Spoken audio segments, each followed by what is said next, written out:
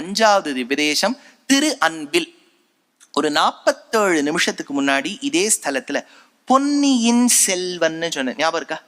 உங்களுக்கு ஏதோ கேட்ட மாதிரி இருக்கா? பொன்னினா காவேரி, காவேரி கோல்டு, ஏதோ இந்த இடத்துல தான் சொன்னேன்னா. அப்ப இந்த பொன்னியின் செல்வன்ல சில கதாபாத்திரங்கள், ஏன்னா நீங்கள்லாம் நிறைய புஸ்தகம் படிக்கக்கூடியவா, இல்லை நந்தினி, ஹெரிட்டேஜ், ஆவின்லாம் வர பாருங்க, அதெல்லாம் அந்த மூல கிரந்தத்துலாம் கிடையாது. இப்ப சோழர்களுடைய நீங்க கல்வெட்டுலாம் பார்த்தா நந்தினி அவள்லாம் வரவே மாட்டா. ஆனா சில கதாபாத்திரங்கள் நிஜம்.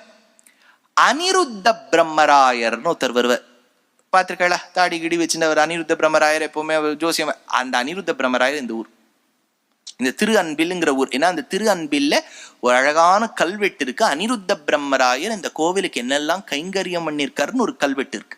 அதனால இந்த திரு அன்பில்ங்கிற க்ஷேத்திரம் பெருமாளுக்கு சுந்தரராஜன் அப்படின்னு பேரு. இப்ப பாருங்க, காவேரி ஸ்ரீரங்கத்துல சயன கோலம், உறையூர்ல வெரி குட் நின்ற திருக்கோலம், உத்தமர் கோவில் சயன கோலம்.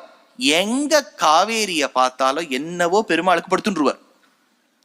காவேரியில ரொம்ப நிக்கவே மாட்டார். காவேரிய பார்த்தார்னா உடனே சயனம் தான். திரு அன்பிலும் பகவான் சயன கோலம். சுந்தரராஜன் வடிவழகிய நம்பி அப்படிங்கிற பேரு புஜங்க சயனம். புஜங்க சயனம்னா இப்படி கையை இப்படி வச்சுட்டு, தலையணையா இப்படி வச்சுட்டு, இதுக்கு புஜங்க சயனம்னு பேரு. தாயாருக்கு சௌந்தரியவல்லின்னு பேரு, நாச்சியாருக்கு. இதுக்கு தட்சிண கயா.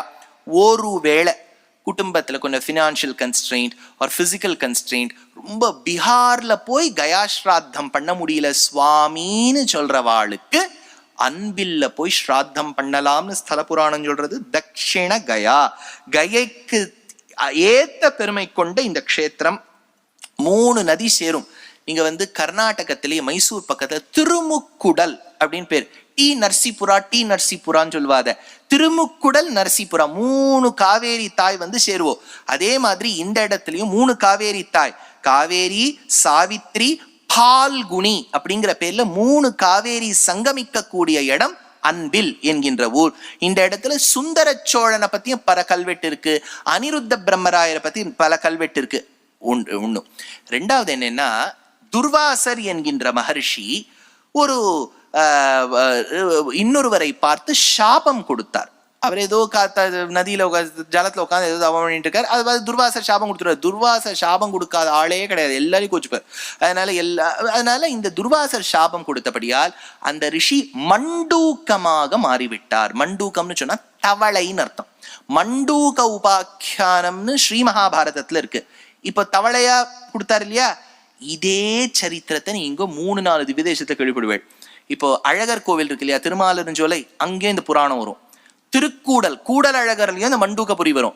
பிக்ஷாண்டார் கோவிலுடைய சரித்திரம் திருக்கண்டியூர்லயும் வரும். ஒரே சரித்திரம் 2-3 திவ்யதேசத்தோட சம்பந்தப்பட்டிருக்கும். அதனால மண்டூகமாக போ அப்படின்னு சாபம் கொடுத்தாரு இல்லையா, அதனால அந்த சாபம் கொடுத்த ஊர் இந்த ஊர். அதனால இதுக்கு மண்டூகபுரி அப்படின்னு பேர் ஏற்பட்டது. அடுத்தது இங்க பெருமாள் அவருக்கு அந்த ரிஷிக்கு அனுகிரகம் செய்ததால் அன்போடு கூடியவன் அனுகிரகம் பண்ணியிருக்கார். அப்ப அவர் இருந்த ஊர், அவர் இருந்த இல்லம் அன்போடு கூடிய இல்லமாக மாறியது. அன்பு இல் அன்பில் அப்படின்னு பேர் ஏற்பட்டது. இந்த இடத்துல சாப விமோச்சனம் அவருக்கு ஏற்பட்டிருக்கு. அடுத்தது சிவபெருமான் உத்தமர் கோவில், பிக்ஷாண்டார் கோவில்ல அவர் கபாலம் போச்சுன்னு சொன்ன பாருங்க. கபாலம் கையை விட்டு படுத்து, சாபம் இன்னும் பூரணமா போல. அப்ப அவர் நடந்து காவேரி ஆத்தங்கழி வரையா நடந்து போகும்போது இந்த அன்பில் க்ஷேத்திரத்தை பெருமாளை சேவிச்சிருக்கிறதா ஸ்தல புராணம் சொல்றது. அடுத்தது காவேரியில ஒரு தடவை அப்படியே வெள்ளம் பெருக்கெடுத்து ஓடியதாம். அப்ப இந்த க்ஷேத்திரத்து அருகே இருக்கக்கூடிய சிவபெருமானை பாட வேண்டும் என்பதற்காக ஞான சம்பந்த மூர்த்தி வருகின்றார். அவர் வந்தபோது காவேரியில வெள்ளம் பெருக்கெடுத்து ஓடுறது. அப்போ பார்த்து பயந்து போயிட்டார். எப்படி நான் சிவன் கோவிலுக்கு போவேன்னார். அங்க வந்தவரை பார்த்து கேட்டார், இங்க வேற ஏதாவது கோவில் இருக்கா? இங்க சுந்தரராஜ பெருமாள் இருக்காருன்னு சொன்ன உடனே ஞான சம்பந்த மூர்த்தி கொஞ்சம் பரம சிவபக்தர், கௌண்டின்ய கோத்திரக்காரர், அப்பேற்பட்ட மகான், ஒரு தடவை பெருமாளை பாடினாராம். பாடின பிறகு காவேரியே அதை கேட்டுவிட்டு கொஞ்சம் பிரவகிப்பதை கொஞ்சம் குறைச்சுண்டாளாம். இவர் பெருமாளை பத்தி பாடதை கேட்டவுன்னு இந்த ஊர் எல்லையில இருந்த விநாயக மூர்த்தி அவருக்கு ரொம்ப பிடிச்சு போயிட்டான். ஓஹோ, ஞான சம்பந்த மூர்த்தி பெருமாளை பத்தி கூட பாடுறார் போல இருக்குன்னு செவியை சாய்த்தார். இன்றும் செவி செய்த விநாயகர் அப்படிங்கிற ஒரு சன்னதி ஊர் எல்லையில இருக்கு. ஞான சம்பந்த மூர்த்தி இந்த அன்பில் பெருமாளை பாடினதை கேட்டு ஏற்பட்ட கோவில். அப்படின்னா அன்பில் பெருமாள் கல்வெட்டு, அங்க இருக்கக்கூடிய மண்டூகபுரி, இதையெல்லாம் பார்த்துவிட்டு திருமழிசை பிரான் பாடுறார். நாகத்தனை குடந்தை வெக்கா திரியவுள் நாகத்தனை அரங்கம் பேரன்பில். நாகத்தனை அப்படின்னா ஆதிசேஷன் மேல பெருமாள் சயனிச்சுட்டு இருக்கார், ஆழ்வார் எடுக்கிறார். குடந்தை, குடந்தைன்னா என்ன? கும்பகோணம். கும்பகோணத்துல பெருமாள் பேர் என்ன? ஆறாவமுதன் ஷாரங்கபாணி. ரெண்டுத்தையும் சேர்த்து சொல்லணும். வெக்கா, வேரி, சொன்ன வண்ணம் செய்த பெருமாள். சம்ஸ்கிருதத்துல யதோக்தகாரி. அடுத்தது திரு எவ்வுள், வீரராகவ பெருமாள். நாகத்தனை அரங்கம் ரங்கநாதர். பேர், பேர் யார் பேர் சார்? என்ன சார் பேர்? பேர்னா நாங்க என்ன சார் பண்ணுவோம்? பேர்னா என்ன? Very good. அப்பக்குடத்தானுடைய ஊருக்கு திருப்பேர் நகர் அப்படின்னு பேர். பேர் அப்படின்னா அப்பக்குடத்தான். அன்பில், அதான் இது.